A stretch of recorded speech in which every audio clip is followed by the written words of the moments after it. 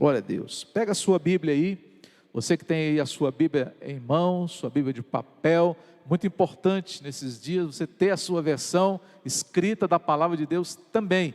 Traga a sua Bíblia para o culto, faça anotações, traga caneta, um lápis para você guardar alguns insights importantes que Deus fala através da palavra. Amém?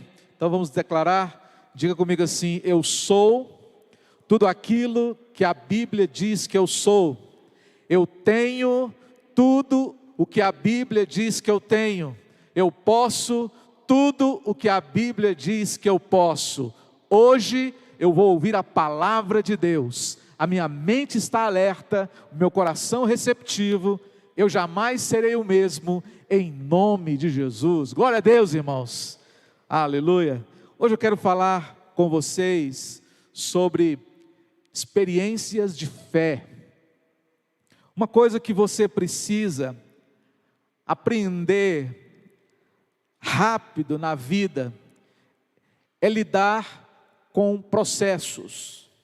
O nosso Deus, Ele realiza o seu plano na vida das pessoas através de processos. O nosso Deus, Ele é o alfa e o ômega, o ontem, o hoje e o eternamente. Deus, Ele respeita os processos que Ele mesmo estabeleceu. Um exemplo é a gravidez de Maria.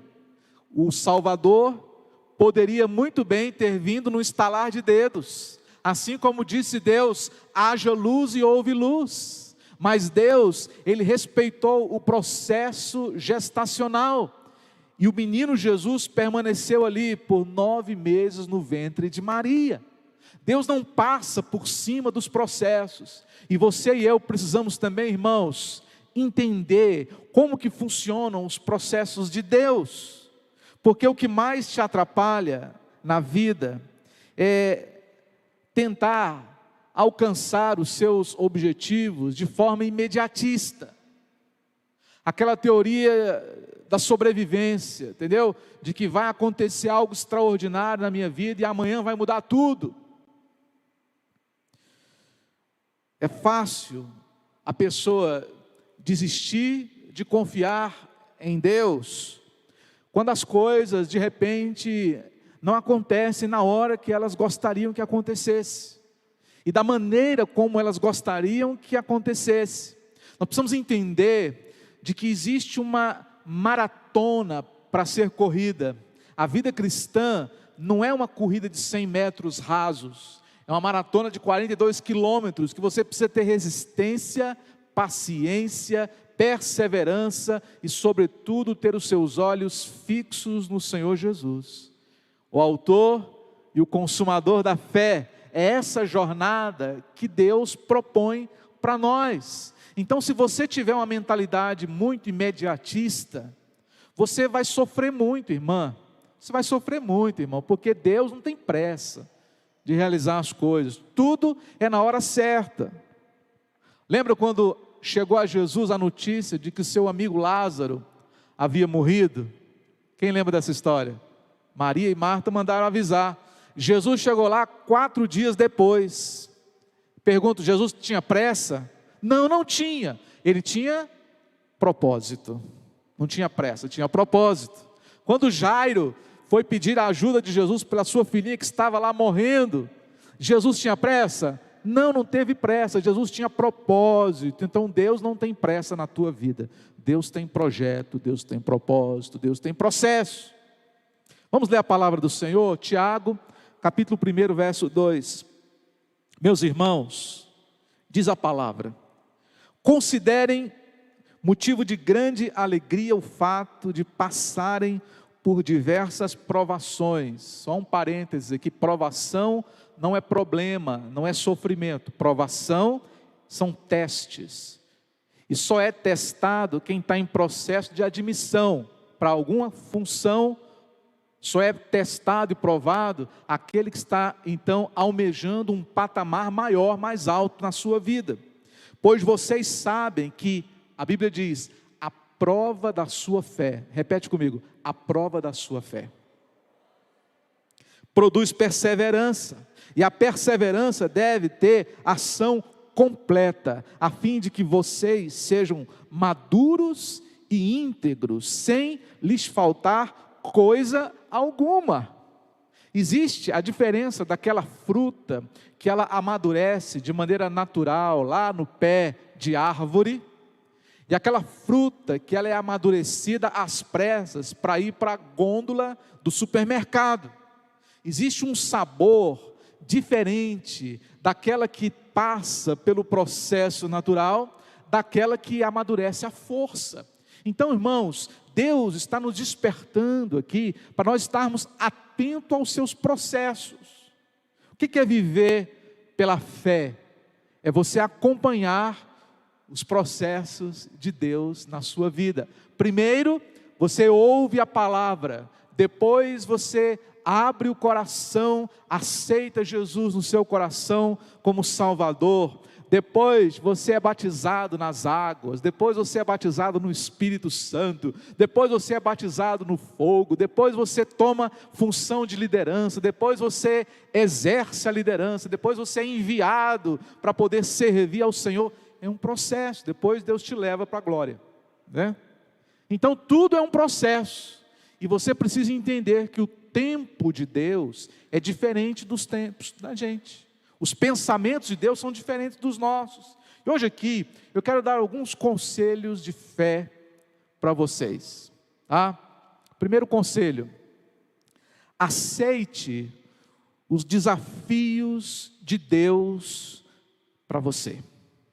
Mesmo sem saber ao certo o que Deus quer.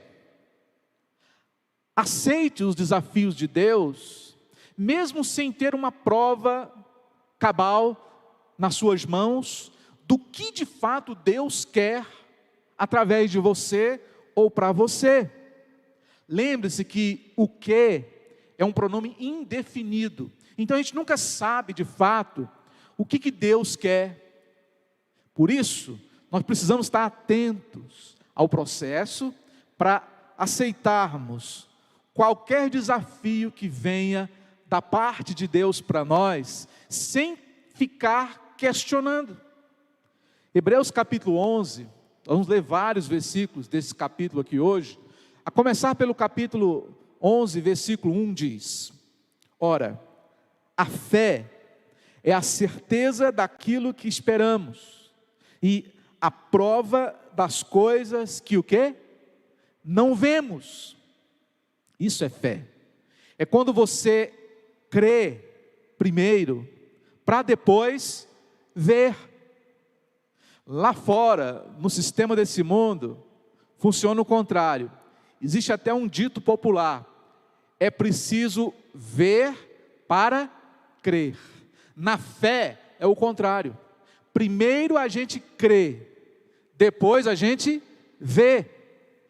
Foi mais ou menos isso que Jesus falou para Marta: Marta, se creres, verás a glória de Deus. Então primeiro você tem que crer, depois Deus vai te revelar. Você não precisa ter todas as informações precisas e completas para você começar a agir.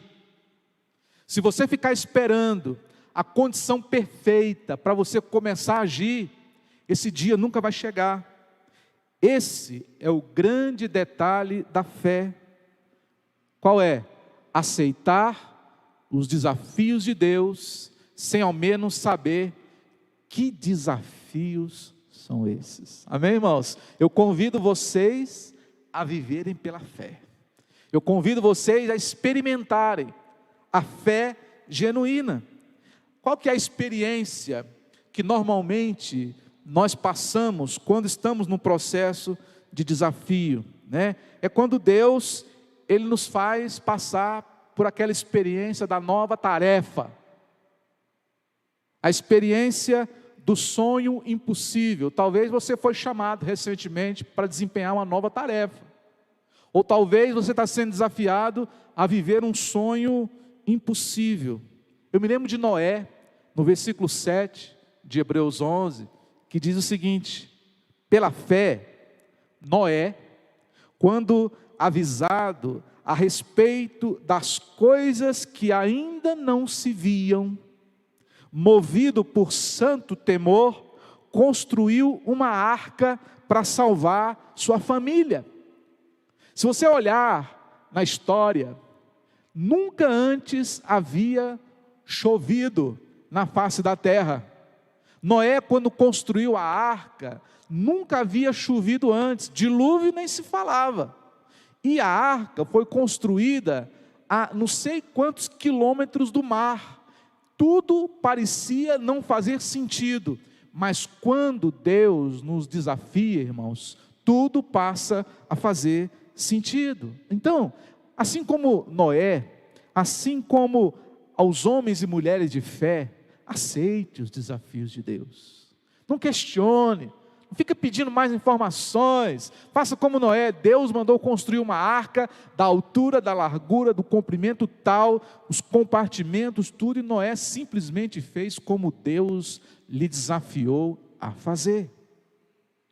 O segundo conselho de fé para você nessa noite: comece a jornada sem mesmo saber ao certo para onde.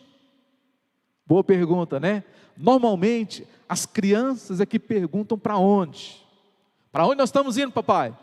Para onde nós estamos indo, mamãe? Sempre a criança vai perguntar isso. Me lembro quando eu andava com meu pai, ficava perguntando isso, ele sempre falava assim: não se preocupe, você está comigo. E eu sempre ouvia isso do meu pai: não se preocupe onde nós vamos, você está comigo. Então olha só, nós precisamos começar hoje a jornada que Deus colocou diante de nós, sem necessariamente sabermos para onde é que Deus Ele quer nos conduzir. A Bíblia diz que o vento não sabe de onde vem e nem para onde vai. Assim é todo aquele que é nascido do Espírito. Então, irmãos, nenhum de nós aqui sabe, na verdade, para onde nós vamos amanhã. Sim ou não? Eu não sei. Eu estou aqui hoje porque Deus tem uma missão para mim. Você está aqui hoje porque Deus tem um propósito de você estar aqui. Mas nós não sabemos para onde Deus pode nos levar. Deus, Ele também não nos dá o roteiro lá, né, pronto e mastigado para nós. A Bíblia simplesmente diz: olhe firmemente para Jesus, o autor e o consumador da fé. Você tem que estar com os olhos fitos nele, aí você não perde o caminho. Deus, Ele vai proporcionar uma grande mudança na sua vida, uma mudança sem precedentes, algo que vai mudar o curso natural da sua vida profissional, da sua vida sentimental, da sua família, geograficamente. Deus gosta de fazer isso de vez em quando, para você não ficar acostumado demais a fazer a mesma coisa sempre, ou acostumar demais naquele lugar sempre. Deus, Ele gosta de mexer e promover um rebuliço na vida do povo dEle. Isso é bom, irmãos, isso é saudável. Porque, irmãos, essa grande mudança é a chave para você crescer, é a chave para você desenvolver, é a chave para você mudar de patamar. Isso mesmo, olha o que diz o versículo 8 de Hebreus 11. Pela fé também, hoje nós estamos falando aqui sobre experiências de fé, e por isso que eu escolhi Hebreus 11, porque lá só fala sobre fé. Pela fé, outro personagem aqui, Abraão, quando chamado, obedeceu e dirigiu-se a um lugar que mais tarde receberia como herança, embora não soubesse para onde estava indo. Abraão também, quando Deus o chamou: saia da sua terra, da sua parentela, e vai para uma terra que eu te mostrarei. E ele obedeceu, sem questionar. Ele obedeceu de pronto, mesmo sem saber para onde. Assim também, irmãos, acontece conosco. Na verdade, Deus conhece todos os caminhos. O próprio Jesus disse: eu sou o caminho. Então não se preocupe, porque Deus tem os seus caminhos. Mas Isaías fala que os meus caminhos são mais altos do que os vossos caminhos. Então Deus tem inúmeros caminhos. Nós precisamos tão somente começar. Comece. Essa é a palavra de Deus para você nesse momento. Comece hoje. Não fique esperando também Deus mandar as coordenadas para você sair na hora certa, em segurança, com todo mundo. Não, não é assim. Na prática não funciona dessa forma. O terceiro conselho de fé: aprenda a esperar a promessa, sem saber ao certo quando essa promessa vai se cumprir. Aprenda a esperar. Será que você é impaciente demais para desistir do propósito, porque ele simplesmente ainda não se cumpriu? Porque o tempo de Deus funciona numa outra velocidade do nosso tempo. Essa é a atitude que Deus quer ver em cada um de nós. Aprendermos a esperar a promessa chegar. Você tem dificuldade de esperar? Ainda mais hoje, né, irmãos? A gente vive num mundo onde as coisas acontecem em milésimos de segundo. Nós somos uma geração que sofre muito por conta do imediatismo. A gente vive numa geração onde tudo tem que acontecer imediatamente. Mas aprenda a esperar a promessa de Deus se cumprir na sua vida, baseados naquela certeza de que nenhuma das promessas do Senhor deixou de se cumprir até hoje. E não vai ser a sua, né, azarado, que vai deixar Deus, com o nome dele, a desejar. Deus, ele vai cumprir na sua vida. Você não é diferente de ninguém. Uma vez que Deus prometeu para você, ele vai cumprir. Só que é na hora dele, é do jeito dele. De repente, é a frase que melhor explica Deus. Sabia? A Bíblia fala que o povo estava reunido lá no dia de Pentecostes e, de repente, o Espírito Santo desceu sobre a igreja. As coisas de Deus acontecem assim. O cego estava lá naquela expectativa e, de repente, ele passou a enxergar. O paralítico, de repente, começou a andar. O morto, de repente, ressuscitou. De repente, tem tudo a ver com Deus, porque as coisas de Deus acontecem na vida da gente, é de repente. Paulo disse: eu sei em quem tenho crido, e estou bem certo que Ele é poderoso para guardar o meu tesouro até o dia tal. E também disse: eu estou plenamente convicto de que aquele que começou uma boa obra, Ele vai terminá-la. Jó, ele disse: eu sei que o meu Redentor vive e por fim se levantará sobre a terra. É essa expectativa que a gente tem que ter. Aprendermos, irmãos, a esperarmos a promessa de Deus se cumprir, mesmo sem sabermos quando. A volta de Jesus, por exemplo, é um caso. Ninguém sabe nem o dia, nem a hora, mas nem por isso nós deixamos de esperar. Amém? Nós estamos todos na expectativa. Pode ser hoje, irmãos. Quantos possam ouvir um amém? Jesus pode voltar hoje. Por que não? As promessas estão se cumprindo, as profecias.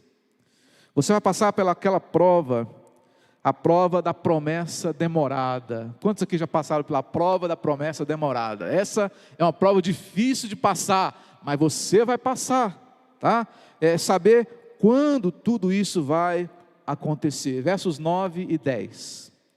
Diz lá assim: pela fé, Abraão, no caso aqui, né, peregrinou na terra prometida, como se estivesse em terra estranha. Viveu em tendas, bem como Isaque e Jacó, co-herdeiros da mesma promessa, pois ele esperava a cidade que tem alicerces, cujo arquiteto e edificador é Deus. Abraão, ele vivia em tendas no deserto. Seu filho Isaque, a mesma coisa, seu filho Jacó, a mesma coisa. Mas o pensamento de Abraão estava naquela cidade que Deus prometeu lhe dar. Uma cidade cujos alicerces foram desenhados pelo Criador. Então é essa imagem que estava na mente daquele homem. Ele estava esperando a promessa se cumprir. E demorou, mas se cumpriu, sim ou não? Cumpriu-se. Quarto conselho: saiba que Deus vai fazer. Vai. Mas sem saber ao certo como é que Ele vai fazer. De uma coisa eu sei, irmãos, eu não tenho dúvida, que Deus ele vai fazer muita coisa na minha vida. Agora, se você me perguntar como é que Ele vai fazer, eu já não tenho palavras para explicar para vocês. Mas quem tem uma vida de fé, não se preocupa com o como, só se preocupa com o que Deus ele vai fazer. Porque essa preocupação não compete a nós. A você cabe saber que Deus vai fazer. Para Deus cabe saber como fazer. Então, isso é prerrogativa dele. Não se preocupa com isso não. Só saiba de uma coisa: Deus vai fazer. Não sei quando e também não sei como, mas de uma coisa eu sei: Deus ele vai me honrar. Deus ele vai cumprir na minha vida todas as suas promessas. Deus vai me fazer uma pessoa feliz. Deus ele vai confirmar tudo aquilo que o meu coração tem sonhado, porque foi Ele quem colocou em mim o querer. E é Ele também quem vai realizar na minha vida a vontade dEle. Então, Deus muitas vezes, Ele propõe para a gente um problema sem solução. Quando você fala, mas isso não tem jeito, não tem solução, não tem saída, como é que eu vou fazer um negócio desse? É aí que Deus gosta de agir. Vamos voltar a citar Abraão e agora sua esposa, Sara, verso 11. Pela fé, Abraão e também a própria Sara, apesar de estéril e avançada em idade, recebeu poder para gerar um filho, porque considerou fiel aquele que lhe havia feito a promessa. Assim, daquele homem já sem vitalidade, originaram-se descendentes tão numerosos como as estrelas do céu, e tão incontáveis como a areia da praia no mar. Isso é coisa de Deus. Um homem com quase 100 anos, uma mulher também, terem uma descendência do número das estrelas do céu e dos grãos de areia na praia do mar. Isso é coisa divina, isso é coisa sobrenatural, isso é coisa de Deus, isso é coisa de Deus. Então saiba de uma coisa, que Deus vai fazer. Agora, como Ele vai fazer, deixa Deus fazer. E também não tente ajudar Deus não. Todo mundo que tentou ajudar Deus, deu errado. Deixa Deus fazer na sua vida. Quinto conselho. São conselhos de fé para você poder levar para a sua vida essa semana. Confie no propósito, mesmo sem saber ao certo por quê. Confia.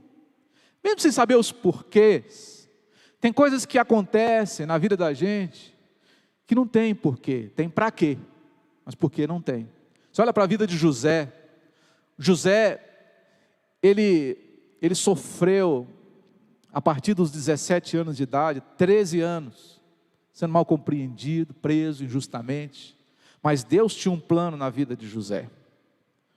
E outros casos, como por exemplo, aquele comandante sírio chamado Naamã, o profeta mandou que ele mergulhasse 7 vezes no Rio Jordão. Para que um negócio desse?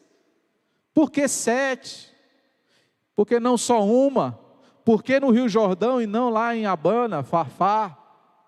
Mas tinha que ser daquela forma. Então você precisa aprender a confiar no propósito de Deus, mesmo sem saber os porquês. Me lembro tantos outros exemplos aqui que ficaria altas horas contando para vocês. A pesca lá de Lucas capítulo 5, Pedro e seus amigos pescadores passaram a noite inteira e não apanharam um peixe sequer. De repente acontece um milagre. De repente o propósito muda. E Pedro falou assim: "Eu não vou nem perguntar nada para Jesus. Só vou dizer uma coisa: se é o Senhor que está mandando, então eu vou fazer." Então, irmãos, é isso. Não é muito difícil obedecer a Deus. É só você entender o processo de Deus. Se Ele está mandando, eu vou então fazer, sem ficar questionando Deus. Deixa eu falar uma coisa sobre confiar. O que é confiar? Confiar é entregar a alguém a responsabilidade. Isso é confiar. Se você, por exemplo, confia os seus filhos a uma babá, você está confiando a responsabilidade sobre ela. Se você tem uma liderança na igreja, então você precisa confiar naquela liderança sobre a sua vida. Você vai estar então entregando àquela liderança a responsabilidade. E assim é que funciona o confiar. E no relacionamento com Deus, não há como nós andarmos com Deus sem confiar nele. Ou você confia, ou você não confia. Nada melhor, ou melhor que eu falo no sentido didático, do que uma perda sensível para testar a fidelidade de uma pessoa.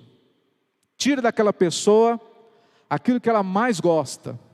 Aí você vai ver realmente se você pode confiar naquela pessoa. Abraão passou por essa prova. Verso 17. Pela fé, quando Deus pôs Abraão à prova, ele ofereceu Isaque como sacrifício. Ainda que havia recebido as promessas, estava a ponto de sacrificar o seu único filho. Embora Deus lhe tivesse dito: por meio de Isaque, a sua descendência será considerada. E no versículo 19 diz: Abraão levou em conta que Deus pode ressuscitar os mortos, e figuradamente recebeu Isaque de volta dentre os mortos. Então olha só, muitas vezes Deus vai colocar você numa prova, que é a chamada a prova da perda sensível, que você vai sentir, vai doer, vai fazer falta, mas Deus está fazendo isso porque Ele quer te aprovar, Ele quer te promover, Ele quer te colocar em outra função. Lembra, se você é fiel no pouco, a promessa de Deus é te colocar sobre o muito. Então é uma prova de fidelidade, de confiança em Deus. Eu pergunto para você, você confia a sua vida nas mãos de Deus? Sim ou não? Quando você entregou a sua vida a Jesus, lá atrás, foi exatamente isso que você disse: Senhor, eu entrego o meu futuro totalmente nas suas mãos. E quem entrega, confia e descansa. Amém, irmão? Amém, irmã? Então, descansa no Senhor. Os planos de Deus são maravilhosos, são tremendos. Aleluia. E o sexto e último conselho de fé para a nossa igreja nessa noite. Você que nos assiste aí de casa, você que nos ouve no podcast, que você possa colocar em prática na sua vida cada um destes conselhos que por amor nós estamos hoje falando para vocês. Está aí. Continue persistindo sem saber ao certo por quanto tempo. Eu vou continuar persistindo, não sei por quanto tempo ainda eu terei que persistir. Nós não temos ideia, mas nós vamos perseverar, nós vamos persistir. Versículo 27, pela fé saiu do Egito, não temendo a ira do rei, e perseverou 40 anos, porque via aquele que é invisível. Moisés, irmãos, ele saiu do Egito antes do povo sair 40 anos. A vida de Moisés foram 3 ciclos de 40 anos. Foram 40 anos vivendo no palácio, 40 anos pastoreando os rebanhos do seu sogro, e 40 anos no deserto, depois da passagem pelo mar. Esses primeiros 40 anos, ali no deserto de Arã, Moisés, ele continuou perseverando, esperando a promessa de Deus se cumprir na vida dele. De um dia, libertar o seu povo da opressão do Egito. Uma das características da maturidade, irmãos, é aprender a esperar. Por isso que as crianças, elas são muito impacientes, elas não aguentam esperar. Por quê? Porque elas são imaturas. A pessoa de uma idade mais avançada, não é o meu caso, né? A pessoa de idade mais avançada, ela é muito mais paciente. Se leva uma fechada no trânsito, o jovem de 18 anos, ele quer tirar satisfação.